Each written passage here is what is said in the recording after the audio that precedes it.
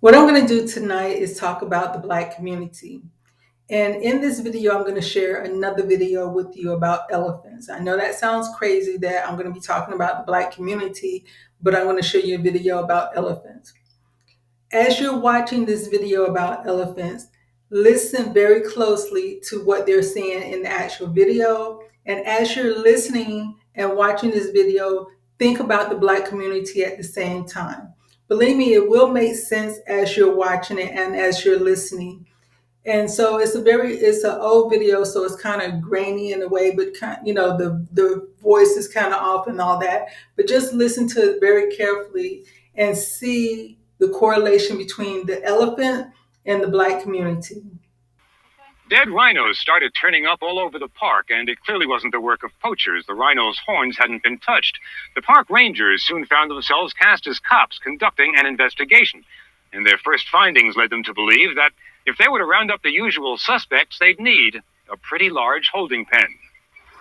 That's because this is one of the prime suspects, a killer caught on home video terrorizing a group of tourists. It turned out that young male elephants were behind the murders of Pilanesberg's rhinos. Many of the carcasses were decomposed at first, and the indications were there that it was elephants. Gus Van Dyke is Pilanesberg Park's field ecologist. I must be honest, I really was skeptical at first. Because you didn't want to believe it? Yeah, you don't want to believe that an elephant is capable of killing a rhino. Why would they do it? Well, like juvenile delinquents from urban jungles, they'd grown up without role models. What's different is they don't have a father. Everyone needs a dad. I think everyone needs a role model. And these elephants that left the herd had no role model and no idea of what appropriate elephant behavior was. The problem goes back 20 years to Kruger National Park, South Africa's largest. Kruger simply had too many elephants. In those days, there was no way to relocate these large adults, so a tough decision was made. Kill the adults, save the children, who were easy to transport to other parks. I think it was a good idea. Dr. Haim Ebedes was the government veterinarian who approved the relocations back then. Did it occur to you at the time that you were proposing this notion that moving young elephants without their parents could be problematic? I did think about that, but there was at that particular time, there was no other option.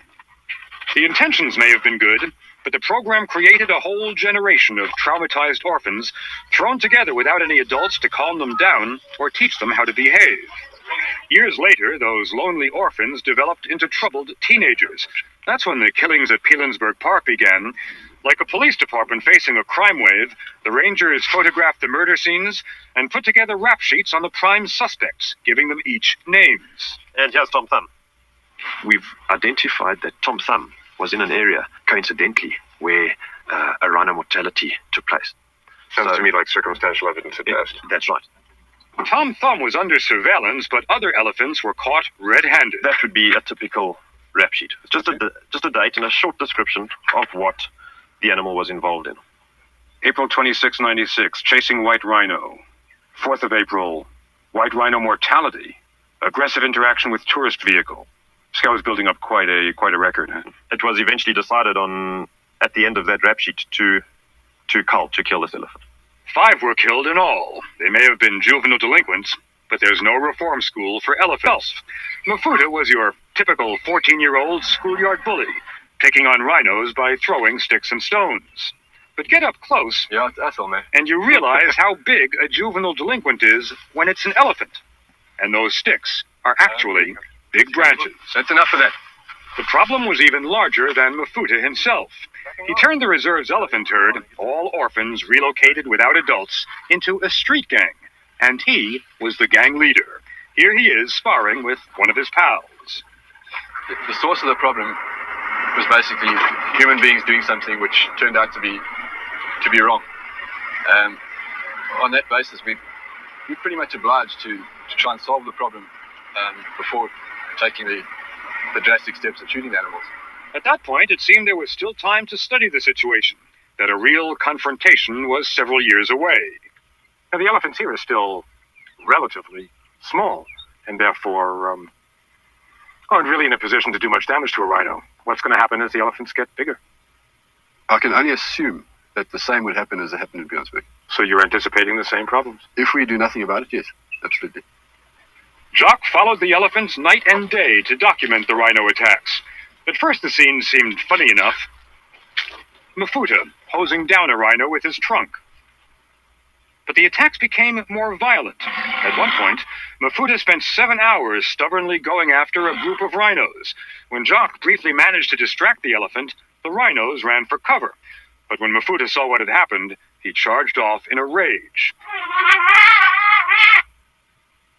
Several weeks later, he attacked one of the same rhinos again. This time he actually got on top of her, pushed her down, knelt on her, went around the back and kicked her. After another violent attack, time had run out for Jock and for Mafuta. Mafuta had to be shot. First, the vet fires a tranquilizer dart. Mafuta stumbles and goes down. The other elephants trumpet and circle around to protect him. The rangers, unable to go in for the final kill, call in a helicopter to drive the other elephants off. But one just can't leave, Mafuta's younger sister. 3 times she races away to the cover of a thicket, then comes back to try and rouse her brother. Finally, with the chopper hovering low, she has to leave him behind. She seems to know what will happen next. But then a pattern began to emerge, and the reason behind the delinquency became clear. Clear, that is, to the parents of any teenage boy who's just started to shave. The elephants who were picking on the rhinos were all suffering from an excess of testosterone. And the solution turned out to be the biggest Big Brother program in the world. The rangers went looking for big daddies, role models to keep the youngsters from mating at an early age when they can't handle those raging hormones. The problem you had here was young bull elephants becoming increasingly violent. And your solution was to bring in some even bigger bull elephants. Seemed like a very bold gamble. Did you lose any sleep over it at the time? There certainly was a potential for huge disaster. Because any disaster with an elephant is bound to be a huge disaster. No one had ever moved elephants this big before, but last year the rangers at Kruger National Park finally had the technology. So from the same helicopter they once used for killing, they fired tranquilizer darts into older males, packed them up, and hauled them away to the Pilanesberg Park in huge trucks specifically designed for huge elephants. The sign on the side says, "We're on our way to kick butt in the Pilanesberg." Once they were established in the park, we took to the air to track some of those big bulls, brought in to teach the juveniles how to behave. I like to think that this problem will never occur again, but we've certainly learnt a lot about elephant society as a result of studying this problem. You didn't know that elephant society was as complex as it turned out to be. I don't think anybody really realized just what the implications of disrupting that elephant society is. Back on the ground, we found the first big bull who was relocated here. He was busy establishing the natural hierarchy. This sparring should discourage the youngsters from being sexually active. That means less testosterone, and that's good news for the rhinos. It was like teenagers running on the loose. That's right. And all of a sudden Dad comes home. Suddenly he's there, and Dad is very obvious to them. And in Dad's presence, we predicted they wouldn't try and assert themselves. And Now, was it just Dad's size, or did Dad's behavior influence them? Dad's behavior as well. And as you've seen that in that video, God creation is perfect. You know, God created nature first, then he created animals, then mankind. So he already laid out the blueprint of how things should go. Just like with the elephants, they needed a male figure in order to help control these young men and teach them how to be elephant. You see that when they came along, man came along feeling that they know more than God, they killed off all the older elephants. So that left those baby elephants orphans. They didn't have any adult guidance. They didn't know what to do. So they just basically ran out there and did whatever they wanted to do based on their hormones, based on how they was feeling. Because it's not in an elephant nature to just go around killing rhinos and destroying, pulling up trees and doing all that. It was their testosterone. And that's the same thing we're facing in the Black community. I know, like I said, it sounds strange, but it's true. Because when you look at what happened when it came to drugs being introduced into the neighborhood, and the adult males started getting on drugs, the women started getting on drugs. So therefore, the matriarch and the patriarch was no longer in the household because they was running behind drugs. So that left kids raising themselves, kids raising their younger sisters and brothers. They didn't have any adult guidance. And then when they became adults, they didn't know how to be an adult. So they just basically did the same thing off emotions, off of how they feel, or off of how they thought they should be as a man, or how they thought they should be as a woman, or how someone else is telling them, which is negative information, it's not good information, it's not right information. And so they're built, so it's like generation after generation is being built off of bad information, bad guidance. And then when the welfare system came along, women felt that it was more beneficial and profitable not to have the man in the household. They was okay with having kids out of wedlock. They was okay with having kids with more than one man. And in the past, that would have been looked at as being shameful. How are you going to be a woman and you don't have a husband, but you have a child?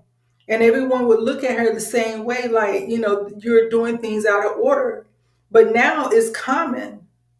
Now people, don't even bat an eye to it. It could be a woman with 12 kids, 12 different fathers. People, some people be like, oh, that's wrong. But then other people will be defending her, and they won't see anything wrong with what she did. And the same thing with men, they're okay with going and dropping their seeds with all these different women and then deny that the child is theirs. Don't go see the ones they do claim. So it's like all these kids are just out here without parents, without guidance. And so that's what's wrong with the Black community. So until the mindset changes and everyone say, okay, we're as men, we need to get together and teach these young men how to be men, how to be responsible, how to be a leader into some type of, whether it's school, whether it's a program. And that's where church is also failing, because this could be something that's taught in churches as well. They could have some type of program where men are getting together, teaching men how, like these young boys that may have no desire to go to college, may not be athletic, don't want to be a rapper, but they're looking at what can I do with my life, and they have no clue of what to do. But there's also school, trade school. And so it could be young men, Black men who know trade and is willing to also teach trade to these young men to help them get a skill that they can use to make money, to take care of their family. And then the same thing with young girls. Excuse me. I know at one point in time, when I was in school, they had electives, different classes you can take. They had shop class to learn how to work on a car. I'm sorry, mechanic shop where you learn how to work on a car. Shop class where you learn woodwork. Then they also had like home economics, arts, music, different things like that. And even with home economics, you hear that and you might think about, oh, it's just cooking. It's more than just cooking. It's learning how to run a household. In order to know how to run a household, you have to know how to budget. So it's teaching you budgeting skills. It's teaching you management skills. It's also teaching you how, if you wanted to become a professional cook or something like that, it's teaching you those skills of how to look at a recipe, how to upscale that recipe, how to downscale that recipe. So it's teaching you a lot of skills. It's teaching you how to, sew. If you get a hole or missing a button, you know how to sew that on. So it's teaching you survival skills that you can use, whether you're going to be a person that's a home, if you're a stay-at-home mom or whatever, or if you want to use that knowledge to start a business, get into management and different things like that. So these are skills that was taught at one point in time in school, in class, but then they took it out. Like I said, I don't know if they put it back in or not, but there should be something where kids can go after school programs that's teaching them that. After school program that's teaching them about finances, teaching them different things, skills that they can, tangible skills they can hold on to. But until that is done, until men step up and help these younger men who don't have any guidance, or into and then when the men step up, that will also help the women, because they would know what a real man looked like, how a real man sound, how a real man would treat them, how a real man expect them to be modest, how a real man expect them to put on clothes and don't be showing their body to everyone. But when they think this is what men like, even though they're saying they're doing it for themselves, they're doing it for the attention of men. But when they see real men is not giving them that attention, they will slowly start to change as well. So it has to be, community has to come back together. And so these things was done to us. Slavery was done to us. All this, drugs in the community was done to us. These bad churches, these bad teachers, all this was done to us, but that doesn't define us. And that's what we have to understand as the Black community. At some point in time, it has to stop being their fault and saying, okay, we're here now. What can we do? How can we build? How can we grow? How can we come together as a community? How can we let people know that, no, this is not right. We're not going to accept this type of behavior in the Black community because it doesn't help us. It only hurts us. So when we stop hurting ourselves, we can't really point at anyone else and say it's your fault. When the majority of the crime that's done to Black people in the Black community are by other Black people.